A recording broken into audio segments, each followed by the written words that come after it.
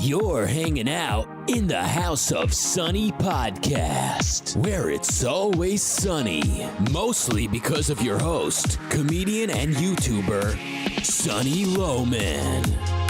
Want to know what Sunny and her friends are thinking about this week?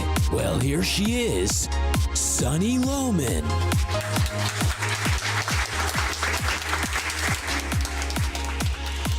Welcome to the House of Sunny, where it's always sunny. I'm your host, Doug, filling in for Sunny while she is on hiatus. I'm from the Rational Capitalist blog. You can find me at theratcap.com or on Facebook at The Rational Capitalist. I'm here, as always, with my producer and friend, Ben. Hello, Ben. How you doing today? I'm doing pretty good, Doug. How are you doing? Oh, I'm just super.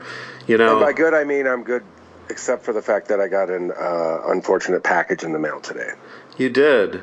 Open it. What's in it? I got a pipe bomb. Well, I looked a little deeper. It appeared to be a pipe bomb, but it was actually just a Charleston chew with a cap gun taped to it. So, as you can guess, it was a pretty harrowing couple of minutes there. Well, you know, it sounds like that must have been a Trump supporter.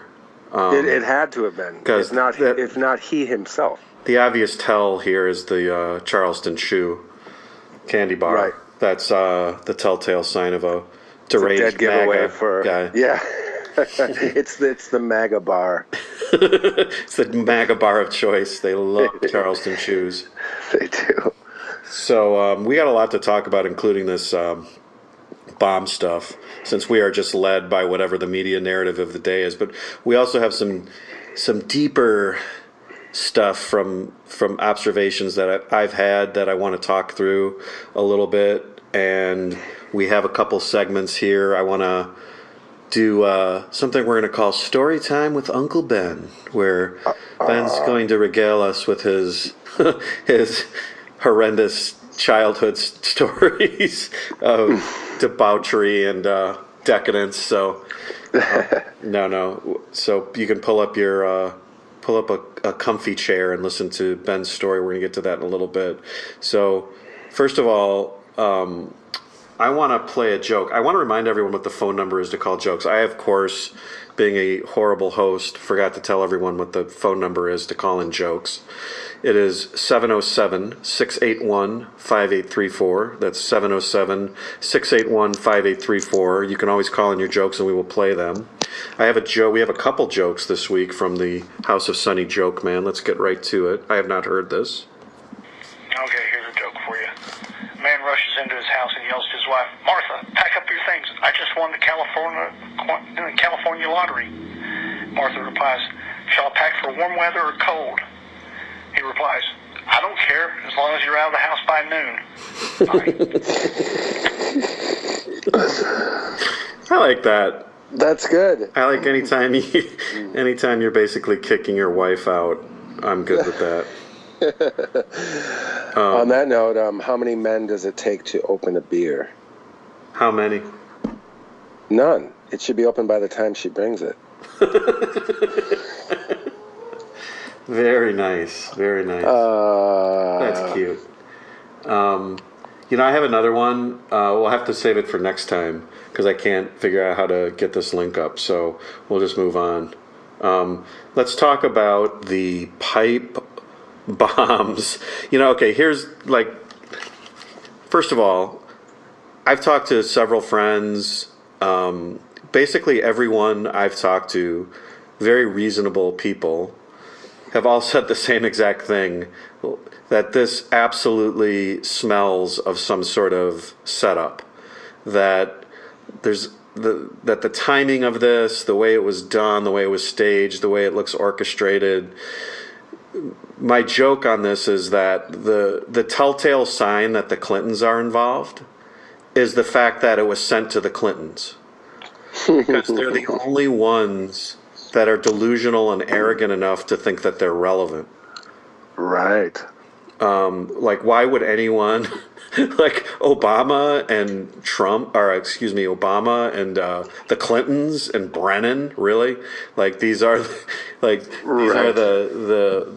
relevant political targets, and it seems so. This thing really just stinks, and I think everyone senses that. And of course, we have to wait and figure it out. It certainly could be a lunatic, but I'm about 70% sure this was orchestrated, particularly when it just kicked the caravan. After the caravan thing kind of blew up on him, because that was supposed to elicit empathy, I guess, for the left, and that's been a total disaster. The Kavanaugh thing was a huge win, and remember the Russia thing? That failed to take Trump down. So now we've got the deranged pipe bomb, and I'm going to play some Paul Joseph Watson on this because I think he has a 5-minute video and he just nails it. And I want to go through it with you, Ben. I know you have your own thoughts on this.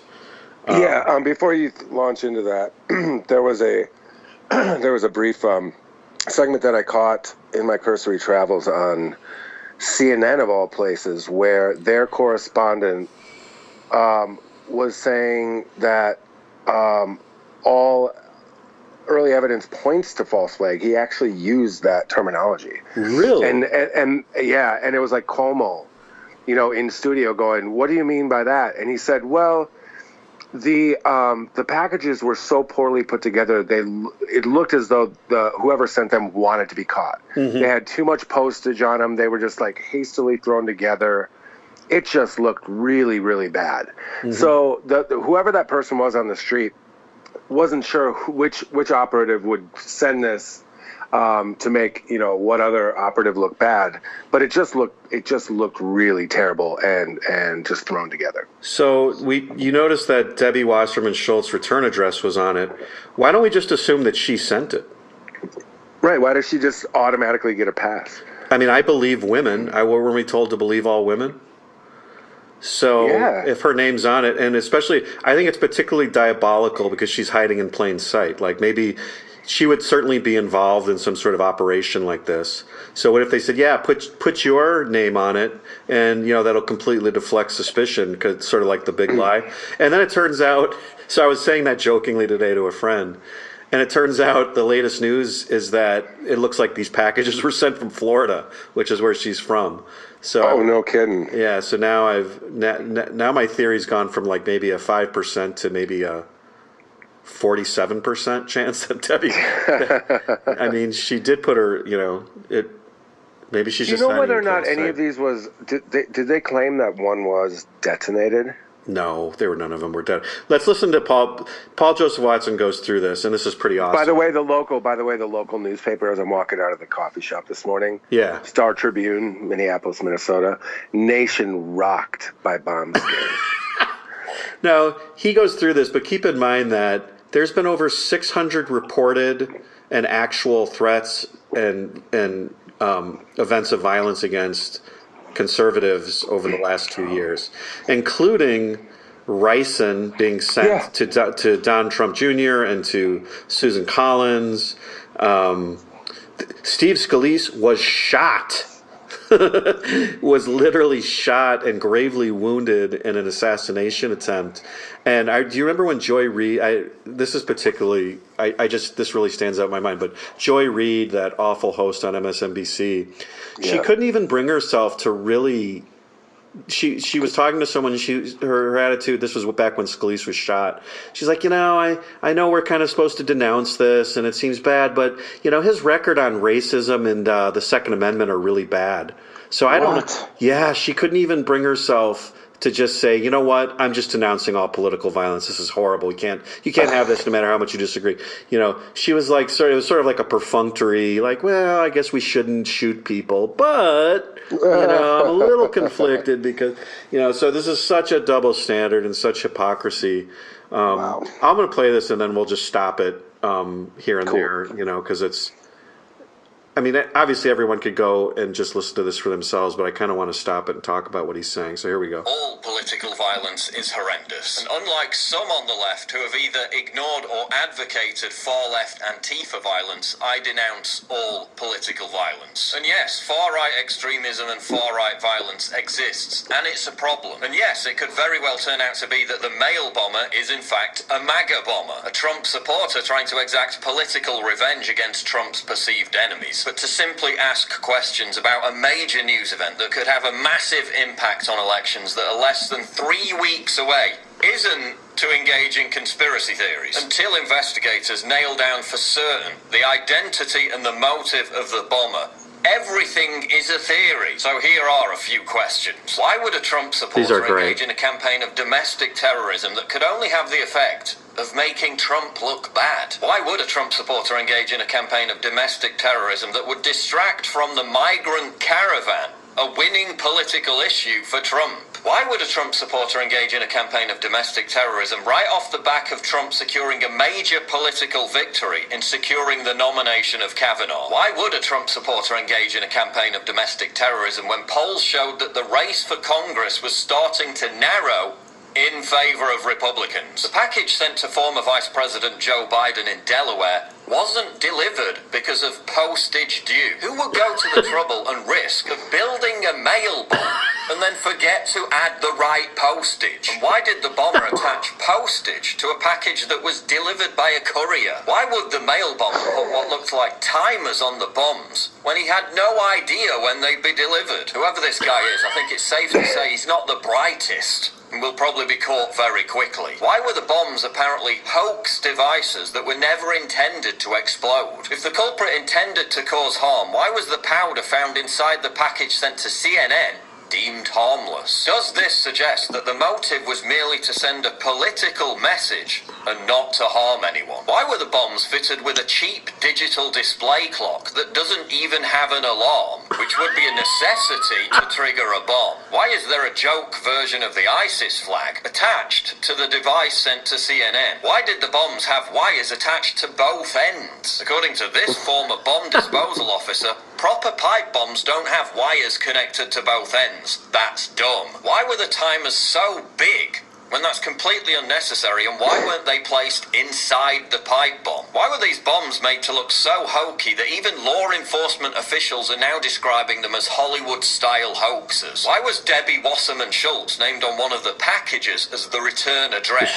Does this suggest the bomber may in fact be a progressive, angered at the DNC's treatment of Bernie Sanders? If the media really cares about condemning political violence, why have they spent the past 2 years either ignoring or tacitly endorsing Antifa-led political violence? If the media cares about condemning political violence, why did they all but ignore the bomb threats against Trump and the rioting sent to Don Jr. and the Pentagon? If the New York Times really cares about toning down the rhetoric, why did they just publish a short story depicting the assassination of President Trump? Why have images of the packages and details of their attempted delivery been released when this harms the investigation to catch the culprit? That's a great point. If Hillary Clinton really cares about civility, why did she denounce civility just 2 weeks ago? But it is a troubling time, isn't it?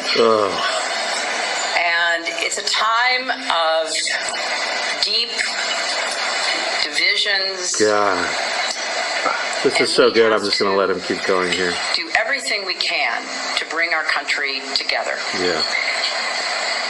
We also have to elect candidates who will try to do the same.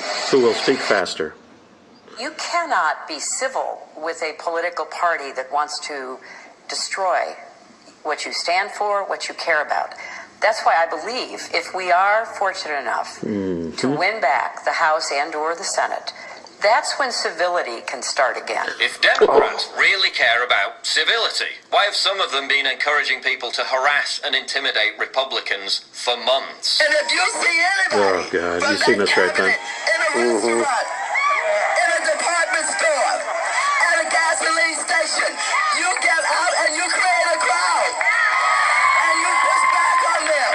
And you tell them they're not welcome anymore, anywhere. Why are many of the same leftists who rightly criticized Bush for exploiting terrorism fears to chill dissent and demonize people with certain political beliefs now exploiting terrorism fears to chill dissent and demonize people with certain political beliefs? Why are some of the same people who respond to Islamic terror attacks with the constant reminder to not blame all Muslims now blaming all Trump supporters for the actions of one lunatic? Why is the mastermind of Obama's drone program which killed thousands of innocent people, lecturing Trump about violence. The rush to score political points from acts of terror from both sides has become routine. But what has also become routine over the past 3 years is the normalization of political violence, not by Trump or his supporters, but by the media. Since late 2015, there have been at least 613 reported acts of violence or harassment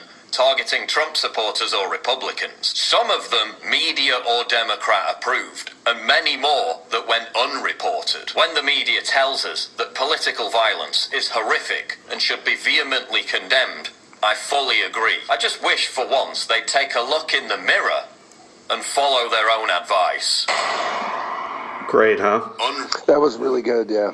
Yeah, he nailed it. Sorry I had to play it so long. But I think he just completely hit everything that I wanted to say about it. I love his point that, after an Islamic terror event, what's the first thing you hear? Don't blame all Muslims. It's not. This is just a wacko, right? So should we call this Trumpaphobia then? If the media is blaming all Trump supporters and they're generalizing, should we? That's sort of like Islamophobia, right? We should call this Trumpaphobia. Yeah, I had a thought when he was going through that hilarious litany of just how terrible these would-be bombs were. Yeah, is that there is such a view of on the left of all Trump supporters that they're all dumb, Bible Belt Southerners, just dingbats. Yeah, that the cruder the devices were, the more they will actually believe that it was a Trump supporter. Because they'll be like, those guys are so stupid they can't even put together a real bomb, but that, Yeah, it just seems ridiculous. I mean, maybe it's just someone who's really stupid. I mean, that could just be it. But like the hysteria and the generalization is just unbelievable. It's particularly if this person was really intent on hurting someone. Is this the way to do it? I mean, it would be a lot easier to hurt someone directly than sending them these phony packages, other than to make this statement. But like he said, the statement would be totally counterproductive if you're a Trump supporter. This does nothing but make Republicans look bad and give the media a narrative.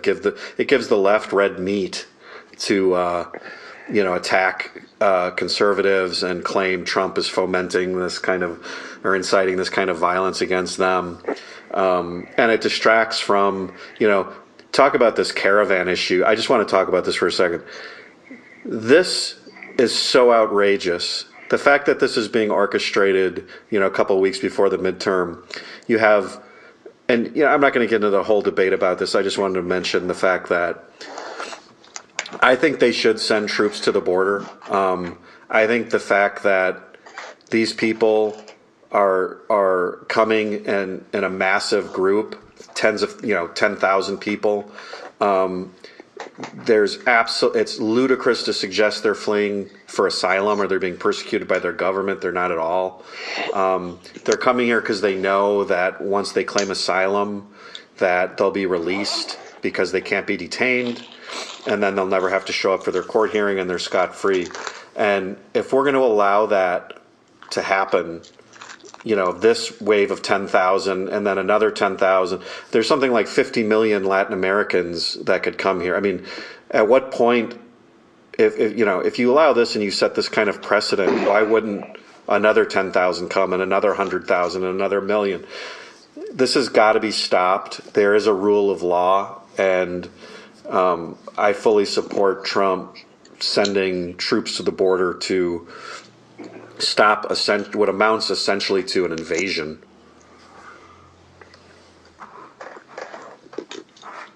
Yeah, I mean, you either have a country or you don't, right? I mean, what's the point of having a country if it's just wide open? Yeah, you either have a sovereign country with borders and you elect a government to protect those borders and to protect the people that live here from threats from abroad. And if we can't secure the border, we don't have a country.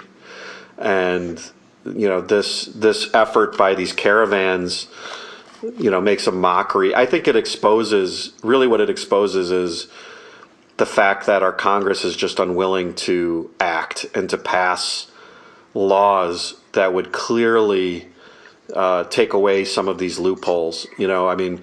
Right now, because the Congress won't act, it's up to the courts, it's up to the president to try and stop it, and it's a shameful default on their responsibility to not give the funding and the legal enforcement that the border control needs to deal with this kind of stuff when it happens. If these people come in and then they need to be detained and they need to be deported, and the fact that they can just exploit this loophole where they just come in, they claim asylum, they get a court date 2 years from now, and then they're just released. It's so patently unfair, not only to Americans, it's unfair to the people that come here legally. Right. But anyways, I don't want to completely go off on that because that's a whole show. So why don't we go into...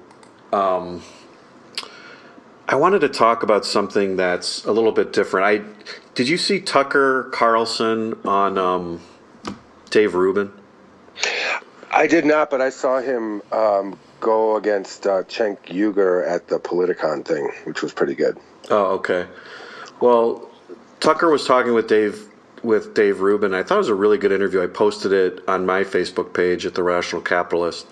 And it was a good interview. It was part one, and Tucker said something, and, we talked last time, we spent a lot of the time discussing how the left is essentially a kind of religion. It is a religion. It's not a kind of religion. It is a religion.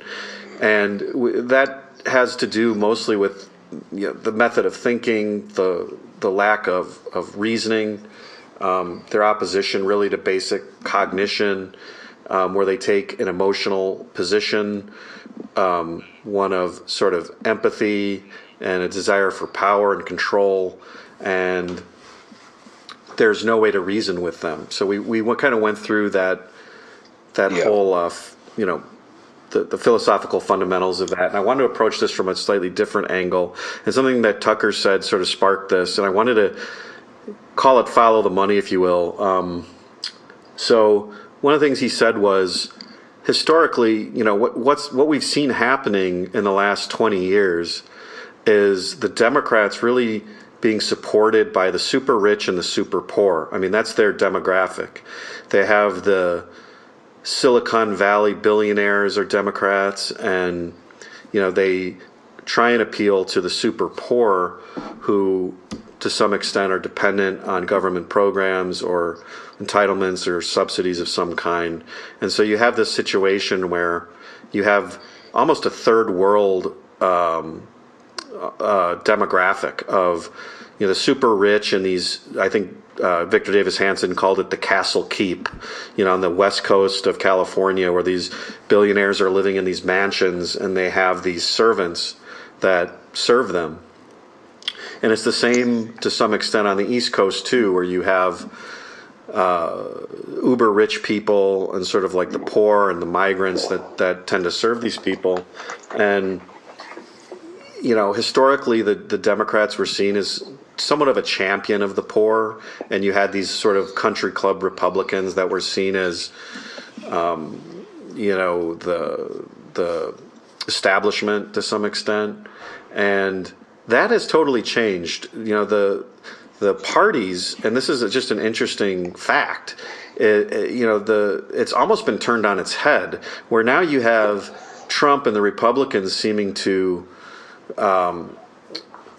support or identify with a middle class. And the Republicans didn't, Trump did, and Trump capitalized on this. And you have the Democrats being seen as champions of the elite and, I guess migrants to some extent. And I think that's an amazing turn of events, and it has huge implications. And I wanted to talk a little bit about why I think that's happened. Well, hopefully that can, a similar phenomenon that I've noticed is how hawkish now the left is. It's like Trump has tried to, especially leading up to the election. I mean, he was very kind of like, that war's kind of stupid. I mean, it has nothing to do with anything. We ought to pull our troops out of here and there. And then the whole Russian narrative goes. And everybody's just on the left is like calling for literal war with Russia. Yes. And it's such a complete 180 reversal that I feel like I'm living in an alternate universe, to be honest.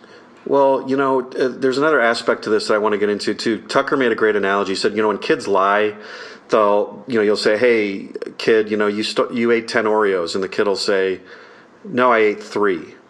And so there's it's sort of like a shade of the truth, but it's a lie.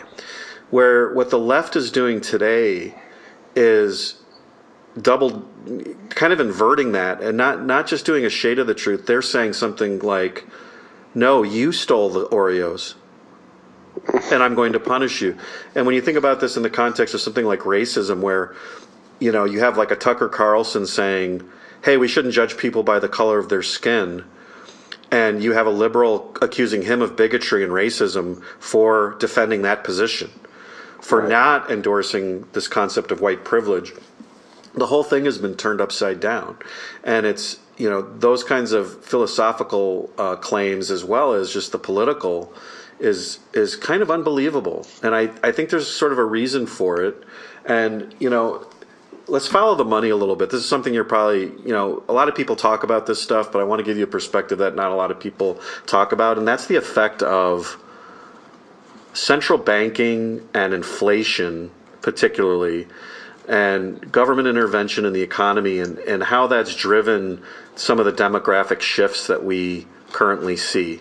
And Ben, you're going to help me move on if I get a little bit too technical or long-winded in this, okay? Sure. So the basic idea is when the government inflates the money supply, it creates credit, and it drives interest rates lower than they otherwise should be.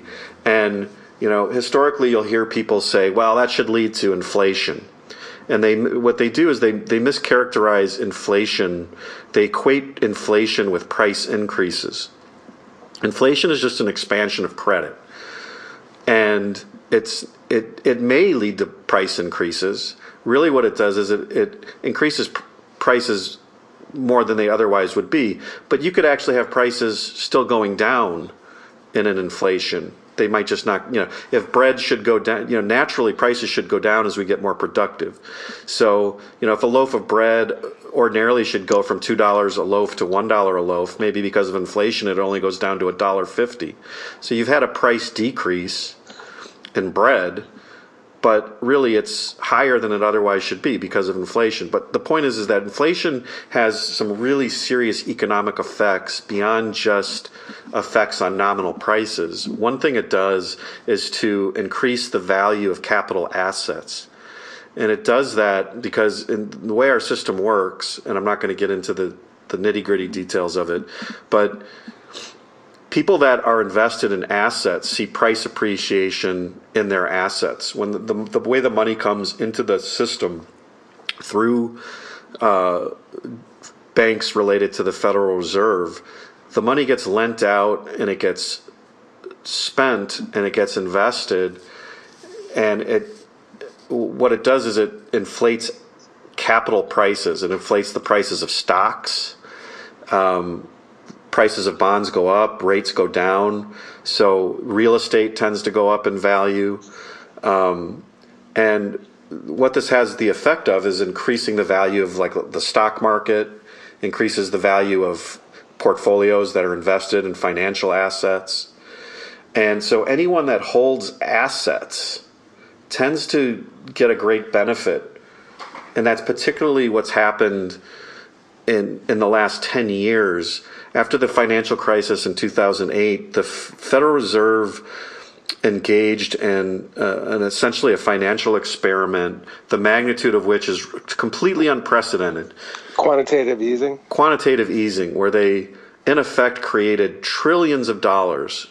The Fed expanded its balance sheet to about $4 trillion. But it wasn't just the Fed, it was also the Bank of Japan and the European Central Bank, which is continuing to inflate. So even after the Fed backed off a little bit a couple years ago, we still had quantitative easing going on in Japan, and we had it going on in Europe.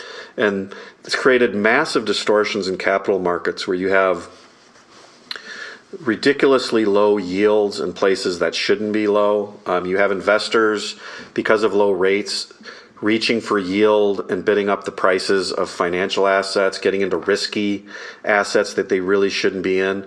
And it causes what's called a misallocation of capital. So you have capital being invested all over the place where it really shouldn't be invested. And this is not new. This is a phenomena that's been understood for a long time, particularly in Austrian economics. And it causes what we call the boom-bust cycle. And the boom, and a lot of people think that cycle is natural. It's really not natural. It's really a feature of central banking regimes where you have these massive booms followed by these catastrophic busts. I was just thinking about that the other day. How could it be natural? Okay, the only way a bust could be natural is if a natural disaster takes out a giant amount of crops or something, where something physically disappears from existence. Because there's nothing rationally that can happen to, do people just wake up one day and all of a sudden they don't want goods or services? Like everybody drops out of the market? No. No, it's this weird speculative kind of stuff, right? Yeah, well, what happens is those that allocate capital get false signals from a distorted interest rate. And so they start investing in parts of the capital structure they really shouldn't be investing in. They might make longer term investments than they otherwise would. I mean, they're sort of fooled into thinking there's more savings than there really is, and people start investing in things that they believe are profitable just because of the inflation. For example, pre-2007, everyone was investing in houses because the thought was houses can never go down in price. So people are building houses, all sorts of capital's being invested in homes. They're lending money to people that can't afford it. And you have a bubble that gets created. And, when that bubble bursts and housing prices start to collapse, then everything goes in reverse. This happens over and over again, and it's particularly acute since the inception of the Federal Reserve in 1913. We had booms and busts in the 19th century as well. And I believe that was due to fractional reserve banking, but it was a different form. Since 1913, the dollar's lost something like 98% of its value. Right. And so we have these continual booms and busts. And the reason I'm bringing this up is because there's another, there's an aspect of income inequality. And a lot of people point to this. They say, hey, we see that there's massive income inequality being created. And, a lot of knee-jerk responses to that are, oh, no, it's actually true. And there should be economic inequality naturally because people have different appetites and ambitions and character for working and production. And some people are great at working, some people don't want to work. So there always should be naturally income inequality, and I don't oppose it. However, there's an aspect of central banking that exacerbates income inequality due to this effect that I'm talking about, where people with assets tend to get phenomenally rich, and people who don't have assets are seeing prices increase, and they usually don't see their wages increase at the same rate. I talked about this in a post many years ago. This happens in every inflation. And I talked about this during the French Revolution. This happened where there was a massive inflation, and you had the French women suddenly went from being very austere and fairly simple to being wildly extravagant and demanding more and more. And now we see these people like Jeff Bezos and others that are worth $100 billion, and you've got these massive castles being built on the coasts that are a result of inflation in the capital markets and in the stock market, where and some of these people are perfectly productive. They actually have created a tremendous amount of value, but a lot of it has to do with this effect that I'm talking about, and it starts to cause some real disparities. There's another effect that I want to talk about too, which has to do with globalization and the fact that a lot of free market leaning people like myself would argue for, free trade across the board with other countries. And I think that's generally fine as long as you're dealing with countries that aren't an enemy or that don't essentially employ slave labor. Right. This rush to do business with China, where, there's plenty of evidence that the Chinese suppress and oppress their own people. We all know about the stories of these kind of like sweatshops in East Asia where these people. Can I interject a joke before I forget, Doug? Yeah, go ahead. Based on that, so I came up with the idea of, do you remember how you'd sponsor a child? Okay. You'd pick some child, and then you'd get like a postcard, and you could feed them for like a couple bucks a week, whatever, and you keep the picture of that child in your fridge. It was a pretty neat idea. I have an idea to sponsor the kid who made your T-shirt by printing T-shirts with a picture of the kid who made it. That's very. Isn't that adorable? That is adorable. That would be so great. I mean, he's going to make the shirt anyway, right? You might as well, give him some props. Yeah, I like that. Brilliant. Okay, go on. Sorry about that. No, so I kind of want to bring this to a point, which is that, we have this massive shift, not only due to, technology and the boom and bust cycle that's been created, particularly over the last 10 years, but you also have a massive change in the manufacturing sector in our country as that stuff has been outsourced to some of these real low wage, cheap labor countries, and it's had a serious impact on the middle of the country and places where we have manufacturing is like an essential part of the economy. And a lot of people have sort of in the way it's manifested politically is that Democrats have begun championing, the sort of Silicon Valley crowd and, and the migrants and the globalization. And suddenly you have this whole like basket of deplorables in the middle of the country saying, wait a second, our lives have completely changed. Our communities have been turned upside down. These people are uber rich and, we're struggling. We can't afford health care. I can't afford to send my kid to school.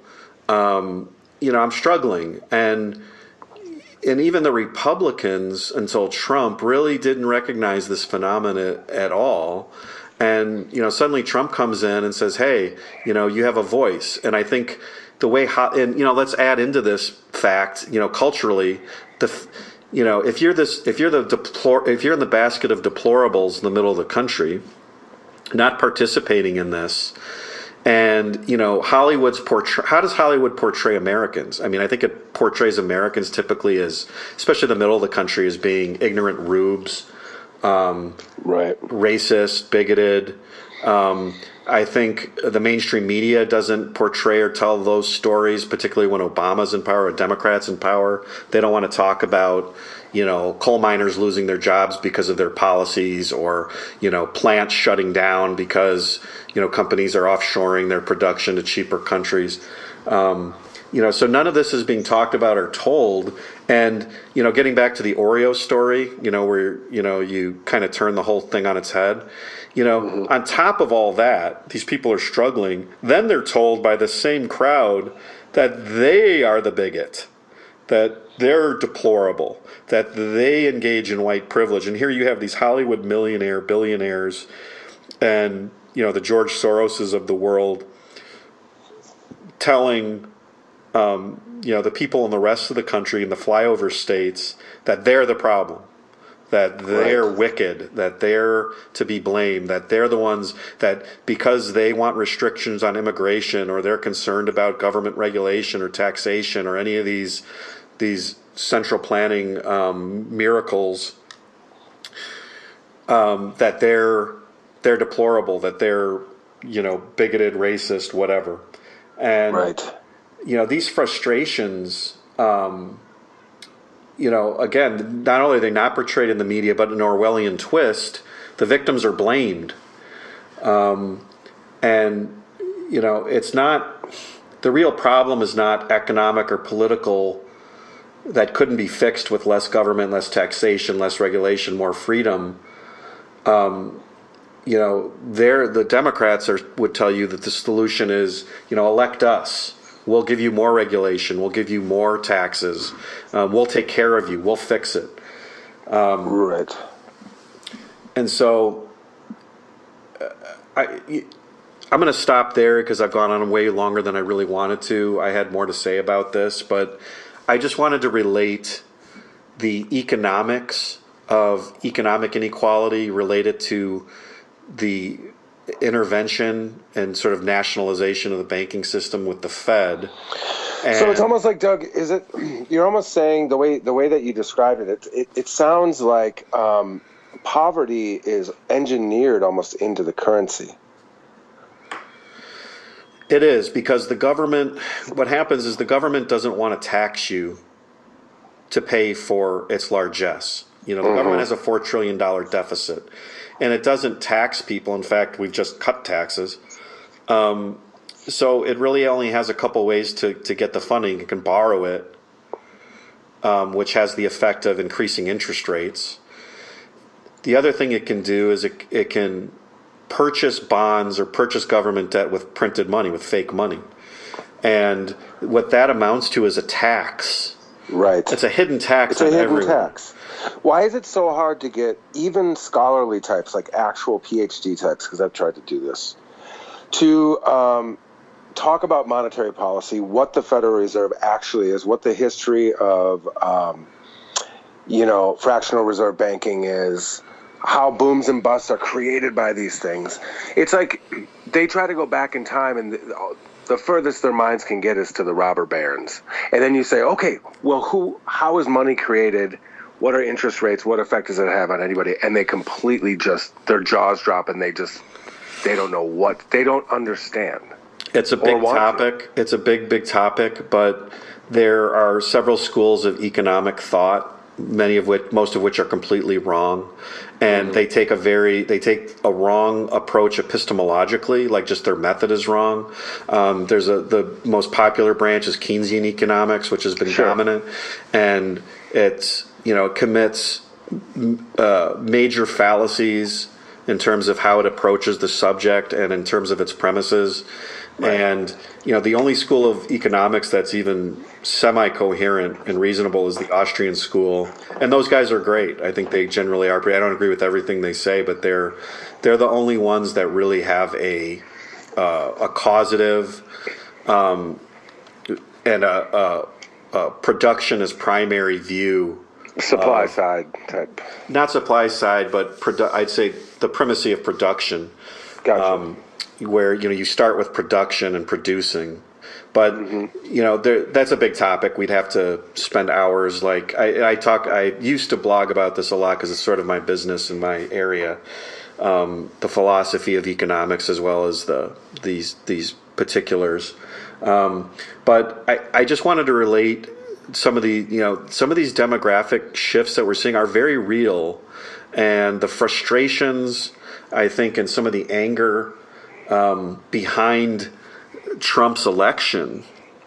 And, of course, the media, rather than, and the culture, the social justice type people, rather than sort of search for these types of answers to these types of questions, what do? They see Trump as sort of just an inciter of violence and hatred, rather than understanding that he's representing and speaking for a very large group of people that are very frustrated and that have not had a voice and that hear themselves being chastised, blamed, and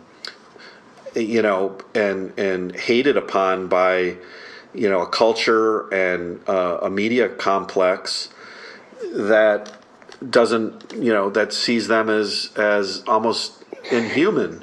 And what's interesting is there's this guy on the left that I actually like because he's really funny, and he's got a channel on YouTube called Secular Talk.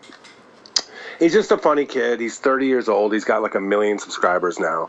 But he put together a montage of himself predicting that Trump would win. Like nobody was saying. He was the only guy on that side.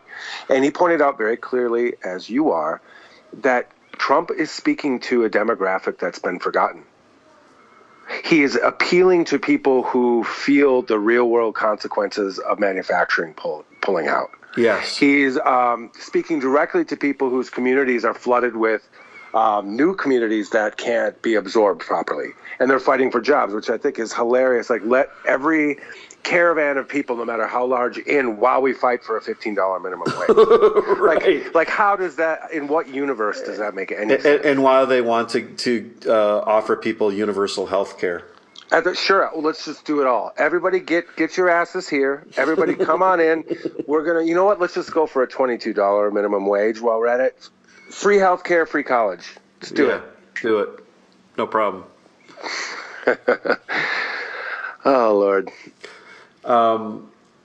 So we'll get back into that at another time, but I think we have like a very sick inversion going on, and it struck me that Tucker's thing about the Oreo cookies, when I see these leftists being the ones that are attacking us and calling people like me bigoted when, they're the ones who completely are, they're socially alienated from the real American culture. And that's why there's such a divide. There's sort of this real America, I think, of pretty normal libertarian temperament type people all throughout the country. And at a crossroads with these people that want to run everyone else's lives. And it's coming to a head in a way. And I don't see it ending very well either. No, it doesn't. It does not look good. I can tell you that and I know that it's cliched to say this, and I hear even just like vanilla pundits say this, that we're divided, but the behavior is changed markedly. I mean, you can't, if you don't take the exact position of people on the left, like if you're like, yeah, I don't know, man, I kind of get what you're saying, like you can't even have that position. If you're like, nah, I don't know, I want to go, it's like if you don't 100%, it's sort of like the orthodoxy behind climate change. Like literally, if you don't take that hook, line, and sinker 100%, human beings are causing everything. The sun has no effect. Mm-hmm. You are a heretic, and they kind of want to kill you. Yeah, they don't want to like. I feel that the violence, like it's just there. Well, I called that at one point the progressive empathy reversal trick, because what they do is they start off with the premise that they're good people and they want to help people, and so what they do is, rather than say, okay, well, what sort of system and what kinds of laws and what kind of system would be good for people, given our nature, what they do is they say, well, they start with, we care about people and we're good people, so whatever we think as a political program must be right, and that's a good thing. And so if you dispute our political program, you're not just arguing about politics, you're actually not empathetic. Right. So, if they see people being shot by guns, so they say, well, let's take away guns. So If you say, well, wait a second, what about the people that want to defend themselves? What about the Second Amendment? Would we be able to fight the government? I mean, there's a whole history and context for gun rights. Oh, so you want to kill children? That's their comeback. I mean, they don't see it other than being, well, hey, I'm empathetic, I'm a good guy, therefore I believe in socialized medicine. Well, I'm against socialized medicine. I don't think it's going to help people at all. In fact, I think it's going to lead to misery. It's going to destroy the medical system. Oh, so you want old women to die? I like blowing their minds back in reverse by saying things like someone will take a super anti-gun stance and they'll be like, wait, I live in a gun-free home. We don't need that. And I'm like, you don't own a gun? No, I don't. And I go, yeah, you do. Well, what do you mean I do? I do not. Are we the government? Yeah, we're the government. I'm the government. We're all the government. Do you pay taxes? Well, yeah. Have you seen how much your state pays for the war effort for the Department of Defense? Have you looked and, break it down? You own guns, bitch. If you're the government, you own guns, tanks. How about the police? I mean, if you want the police to come and protect you, they're bringing guns. Yeah. It's like saying I it's like saying, well, farmers are the ones that kill the cows. I don't kill the cows. I just eat the meat. Right. So let's finish up here with a little quick story time with Uncle Ben, and then we'll wrap up. Okay, we'll get her on the light track here for a moment. I want to talk more. I want to break down a little bit more about the financial, like how money is created and stuff like that at a future time. But I'll tell you what. I'll tell you what. I mean, if you want to just finish with that, I mean, we could talk about that for a couple minutes, or you want to just finish with your story? Let's do the story next time. Okay. What would be a way to bring to the masses, and by the masses I mean, because I don't think your average Joe on the right knows or understands. I mean, finance is very difficult to understand. The creation of money is very difficult to understand. But what would be a really succinct way to just point to the fact that engineered into the currency itself, with inflation, you said it lost like 98% of its value. I mean, that's poverty right there, driven into that currency. How could we make people aware of that very fact?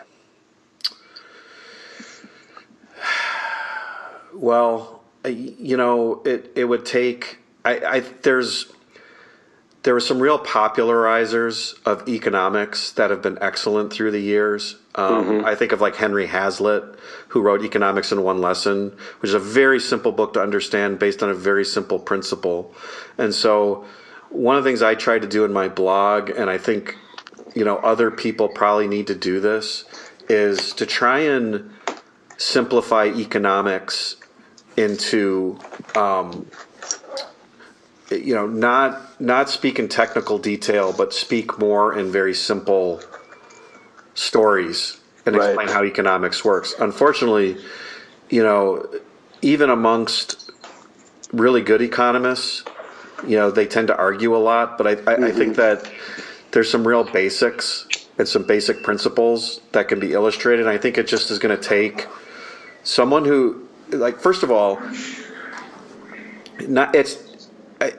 stepping back from it, it's not just the economics. I think the economics definitely has to be explained, but I think oftentimes people take morality out of economics, and I think if you conjoin morality with economics and you understand the moral ideal and the basis of individual rights, and then you combine that with an exposition of how markets work and how banking should work, I think you might have something there, because then you turn it into a more passionate issue where you can explain history and you can explain what's happened to money, not just in dry mathematical terms, but you can make it a moral issue. Like, these people are ruining your life. They're destroying what you value.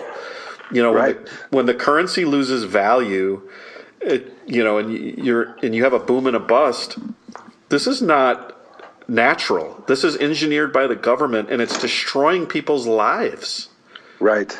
Everyone is affected by the economy. Everything you do is affected by the economy.